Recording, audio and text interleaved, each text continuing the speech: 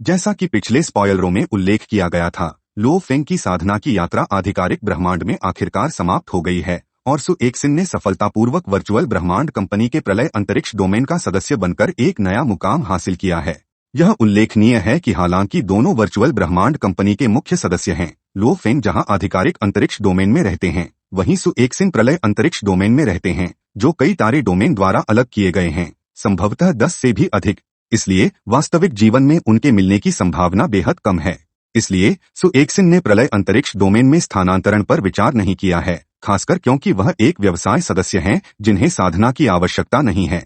इसलिए वर्चुअल ब्रह्मांड कंपनी स्थानांतरण के लिए मजबूर नहीं करती है। फिर भी सौभाग्य से वर्चुअल ब्रह्मांड में लो फेंग और सु एक्सिन दोनों एक ही समतल में हैं और एक सामान्य सार्वजनिक गतिविधि क्षेत्र साझा करते हैं, जिससे उनके लिए वर्चुअल ब्रह्मांड में मिलना आसान हो जाता है। क्या आप यह जानने के लिए उत्सुक हैं कि क्यों साधना के लिए वर्चुअल ब्रह्मांड कंपनी द्वारा नियोजित विभिन्न अंतरिक्ष डोमेनों में जाना आवश्यक है? दरअसल जब ब्रह्मांड की शुरुआत हुई थी तो सितारों और ग्रहों जैसे सामान्य खगोलीय पिंडों के अलावा कभी कभी असाधारण अस्तित्व भी उत्पन्न होते थे, जैसे शक्तिशाली विशेष जीवन रूप, अद्वितीय तारे शरीर, खजाने और विशेष अंतरिक्ष डोमेन्स। इन ब्रह्मांडीय अंतरिक्ष डोमेनों को साधना के लिए उपयुक्त बनाने का कारण यह है कि इनकी ब्रह्मांडीय ऊर्जा सामान्य तारे डोमेनों की तुलना में कहीं अधिक सघन होती है, जो मूल नियमों को समझने के लिए अत्यधिक लाभकारी होती है। हालांकि यह सहायता आधिकारिक ब्रह्मांड के मुकाबले इतनी प्रभावी नहीं होती, जहां नियम बाहरी रूप में प्रकट होते हैं। इसलिए अपनी साधना पूरी करने के बाद लो फेंग जैसे प्रतिभाशाली व्यक्तियों को विभिन्न अंतरिक्ष डोमेनों में भेजा जाता है ताकि वे अपनी साधना जारी रख सकें। यह समझना मुश्किल हो सकता है, लेकिन लो फेंग का निवास आधिकारिक अंतरिक्ष डोमेन में 6000 किलोमीटर से अधिक व्यास का है, जो पृथ्वी की त्रिज्या के आकार के लगभग बराबर है। दरअसल यह निवास कई तारे के टुकड़ों में से एक है, जो एक महाकाय तारे के चारों ओर घूमते हुए तारे के आकाश में तैरते हुए महाद्वीप जैसा दिखाई देता है। आधिकारिक अंतरिक्ष डोमेन के सदस्य के रूप में लो फेंग केवल एक विश्व मास्टर द्वारा नेतृत्व किए गए 100 व्यक्ति की सेना का नियंत्रण नहीं करते, बल्कि उनके पास लगभग 2000 सेवक भी हैं, जो उनके प्रतिष्ठित स्थान को दर्शाते हैं। आधिकारिक अंतरिक्ष डोमेन में अपने निवास के वातावरण से परिचित होने के बाद लो फेंग ने सबसे पहले अपने मानव शरीर का विकास किया। वर्चुअल ब्रह्मांड कंपनी के एक मुख्य सदस्य के रूप में उन्हें एक पोषण कक्ष प्राप्त करने का अधिकार था, जो सीधे उनके शरीर को उनके वर्तमान स्तर की उच्चतम श्रेणी में बढ़ा सकता था। आखिरकार पहले से 9वें स्तर तक जाने की प्रक्रिया केवल ऊर्जा का संचय होती है और व्यक्तिगत रूप से ब्रह्मांडीय ऊर्जा को अवशोषित करना अप्रभावी होता है, जो एक प्रतिभाशाली के लिए समय की बर्बादी होगी। यह ध्यान देने योग्य है कि अगर कोई पूरी तरह से ब्रह्मांडीय ऊर्जा को अवशोषित करने पर निर्भर रहता है, तो उसे ब्रह्मांड स्तर 1 से 9 तक पहुंचने में सैकड़ों से हजारों साल लग सकते हैं। हालांकि वर्चुअल ब्रह्मांड कंपनी का पोषण कक्ष इस प्रक्रिया को लगभग 3 महीने में छोटा कर सकता है, जो उनके उच्चतम दक्षता को दर्शाता है। इसके अतिरिक्त लो फेंग आधिकारिक अंतरिक्ष डोमेन में अमर स्तर के शक्तिशाली व्यक्तियों द्वारा पढ़ाए जाने वाले पाठ्यक्रमों में भाग ले सकते थे। कभी कभी उन्हें यूनिवर्स वेनेरेबल स्तर के विशेषज्ञों से व्यक्तिगत रूप से मार्गदर्शन प्राप्त होता। यह अवसर अधिकांश साधकों के लिए दुर्लभ होता है। उदाहरण के लिए होग जैसे किसी के लिए विश्व मास्टर स्तर के शक्तिशाली व्यक्ति से मार्गदर्शन प्राप्त करना एक बड़ी किस्मत की बात है, इससे भी अधिक अमर स्तर के शक्तिशाली व्यक्ति से। हालांकि ये पाठ्यक्रम सभी आधिकारिक अंतरिक्ष डोमेन के सदस्यों के लिए खुले होते हैं, इसलिए यह लो फेंग की विशेष आवश्यकताओं के अनुरूप नहीं होते, जो स्वाभाविक रूप से उनके गुरु किंग अमर जेन यान से प्राप्त व्यक्तिगत मार्गदर्शन के मुकाबले कम प्रभावी थे। इस कारण से लो फेंग ने महसूस किया कि यहाँ उनकी साधना की गति प्राचीन अराजकता नगर में उनकी साधना से 10 गुना धीमी थी। प्राचीन अराजकता नगर के 3 खजानों के बिना किसी भी योद्धा की साधना की गति काफी धीमी हो जाती, क्योंकि लो फेंग के गुरु जेन यान विशेष रूप से उनकी साधना की प्रगति पर ध्यान केंद्रित करते थे। उन्होंने लो फेंग को 9 ब्रह्मांड अराजकता शिला के निर्माता द्वारा लिखित एक साधना मैनुअल खरीदने का सुझाव दिया। यह मैनुअल काफी महंगा था और लो फेंग केवल 9 में से पहले 2 खंड ही 10,000 अंकों के साथ खरीद पाए थे। यह मैनुअल महंगा इसलिए था क्योंकि इसमें न केवल 9 ब्रह्मांड अराजकता शिला की 9 चित्रों को दर्शाया गया था, बल्कि उन चित्रों के आधार पर बनाए गए हजारों गुप्त तकनीकों को भी शामिल किया गया था।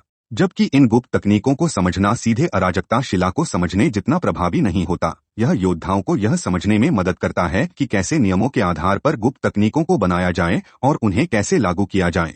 इस प्रकार योद्धा अप्रत्यक्ष रूप से मूल नियमों को समझ सकते हैं, जो बिना दिशा के अंधे साधना की तुलना में अधिक प्रभावी होता है। इस प्रकार लो फेंग ने मैनुअल में गुप्त तकनीकों का अध्ययन करके अराजकता शिला के रहस्यों को आगे बढ़ाया। 1 महीने तक साधना मैनुअल का अध्ययन करने के बाद लो फेंग ने बड़ी प्रगति की और यान शेन आर्मामेंट के 5वें स्तर को निष्पादित करने का प्रयास किया। उन्होंने पाया कि मैनुअल की सामग्री, पिछले गुप्त तकनीकों और झेन यान के मार्गदर्शन के साथ साथ उनके मोशा कबीले के क्लोन के लाभों ने उन्हें मूल स्थानिक नियम को पर्याप्त रूप से समझने में सक्षम बनाया था, जिससे वह 5वें स्तर तक पहुंच सके। हालांकि स्वर्ण नियम की उनकी समझ कुछ हद तक अधूरी थी। स्वर्ण सींग वाले प्राणी के अलावा उनके पास अधिक संदर्भ सामग्री नहीं थी, और जबकि सार्वजनिक पाठ कभी कभी प्रेरणा देते थे, वे विशिष्टता में कमी रखते थे और अंतर को पूरा नहीं कर सकते थे। इसलिए वह अभी के लिए 5वें स्तर को सफलतापूर्वक निष्पादित नहीं कर सके। सौभाग्य से स्वर्ण सींग वाले प्राणी की विशाल विरासत स्मृति ने लो फेंग को एक अवसर दिया। बाबाटा की मदद से उन्होंने स्वर्ण नियम की साधना के लिए गुप्त तकनीकों की खोज शुरू की ताकि अपनी कमजोरियों को दूर कर सकें। वर्चुअल ब्रह्मांड में प्रत्येक मुख्य सदस्य को स्वर्गीय पुल की चुनौती देने का अवसर होता है, साथ ही मिराज समुद्र और अमर वेदी में परीक्षणों से गुजरने का भी मौका होता है। स्वर्गीय पुल एक योद्धा की मूल नियमों की समझ का परीक्षण करता है, मिराज समुद्र योद्धा की चेतना और इच्छा शक्ति की ताकत का आकलन करता है, जबकि अमर वेदी मुख्य रूप से योद्धा की शारीरिक ताकत पर उसकी बारीक नियंत्रण क्षमता का मूल्यांकन करती है। लो फेंग के लिए जो जल्द ही अंकों की आवश्यकता है, ये चुनौतियां बिल्कुल भी छोड़ी नहीं जानी चाहिए। आखिरकार चाहे वह मैनुअल और साधना की गुप्त तकनीकों की खरीदारी हो, मो युन वाइन की साधना हो या युनमो अंतरिक्ष यान की मरम्मत, इन सभी के लिए विशाल संख्या में अंकों की आवश्यकता होती है। एक योद्धा की शारीरिक शक्ति पर नियंत्रण को अधिक सटीक रूप से परखने के लिए वर्चुअल यूनिवर्स का अमर वेदी पूरी तरह से मूल कानूनों के प्रभाव को अलग कर देती है, और यहाँ तक कि आध्यात्मिक ऊर्जा और आनुवंशिक ऊर्जा का उपयोग भी नहीं किया जा सकता। इन शक्तियों के संवर्धन के बिना योद्धा को केवल शुद्ध शारीरिक शक्ति पर निर्भर रहकर परीक्षण को चुनौती देनी होती है, जिससे वे अपनी शक्ति को बेहतर तरीके से समझने और नियंत्रित करने में सक्षम होते हैं। हालांकि यह परीक्षण अत्यधिक कठिन है। योद्धा को 1 सेकंड के भीतर अपने अंगों और सिर के विशिष्ट हिस्सों पर पूरी ताकत से प्रहार करना होता है। अपनी पहली चुनौती में लो फेंग की शक्ति पर नियंत्रण केवल उसके मूल शक्ति से लगभग 30 गुना था, जो 50 गुना के पासिंग मार्क से काफी नीचे था, और वह कोई अंक प्राप्त करने में विफल रहा। हजारों प्रयासों के बावजूद वह मानक को पूरा नहीं कर सका। लो फेंग को यह मानना पड़ा कि शारीरिक शक्ति पर सटीक नियंत्रण उसकी कमजोरी थी। एक आत्मा गुरु के रूप में उसकी शारीरिक शक्ति में प्रशिक्षण स्वाभाविक रूप से कम था। यहाँ तक कि उसके मोशा कबीले के क्लोन, जिनकी जीवन रूप ऊर्जा आधारित थी, भी लो फेंग को मांसपेशियों और हड्डियों के समन्वय को प्रभावी ढंग से महसूस करने में मदद नहीं कर सके। दूसरी ओर गोल्डन हॉर्न बीस्ट अपनी अद्वितीय शारीरिक संरचना के साथ केवल बुनियादी प्रयास से ही अपनी मूल शक्ति से 60 गुना से अधिक पहुंच सकता था। इसने लो फेंग को अमर वेदी की चुनौती से पहले अपनी कमजोरी का एहसास नहीं होने दिया। इस कमी को पहचानने के बाद लो फेंग ने अपनी शारीरिक शक्ति पर प्रशिक्षण केंद्रित करना शुरू कर दिया। आखिरकार अपनी शारीरिक शक्ति पर पूर्ण नियंत्रण प्राप्त करना अमरता की ओर बढ़ने के लिए आवश्यक शर्तों में से एक है।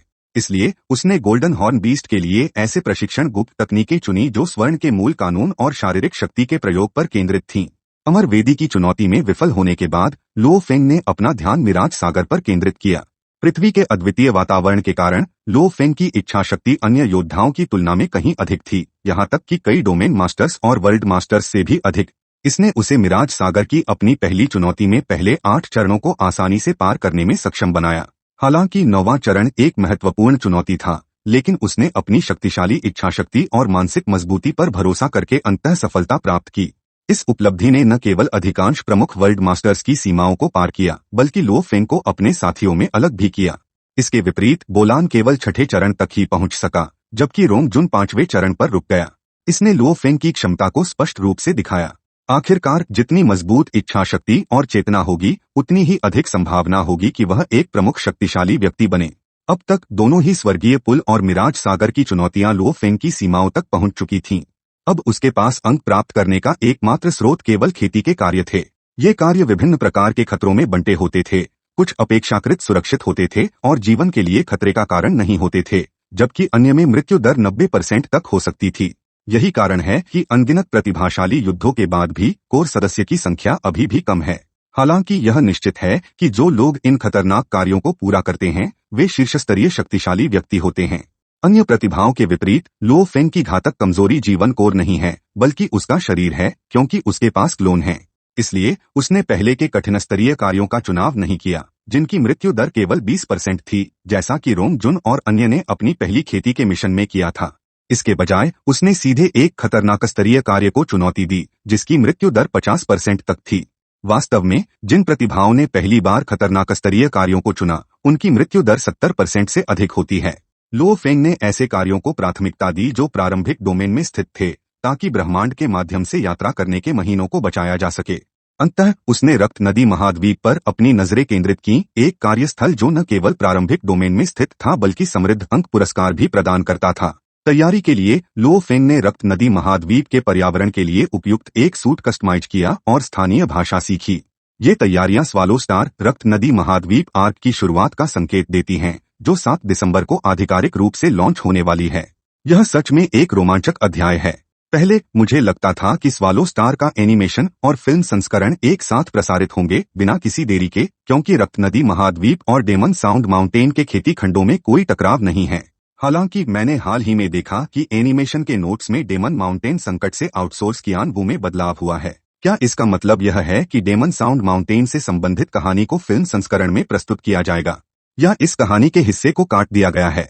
निरंतरता बनाए रखने के लिए एनिमेशन को अस्थायी रूप से प्रसारण रोकना पड़ सकता है जब तक कि फिल्म संस्करण पूरा नहीं हो जाता।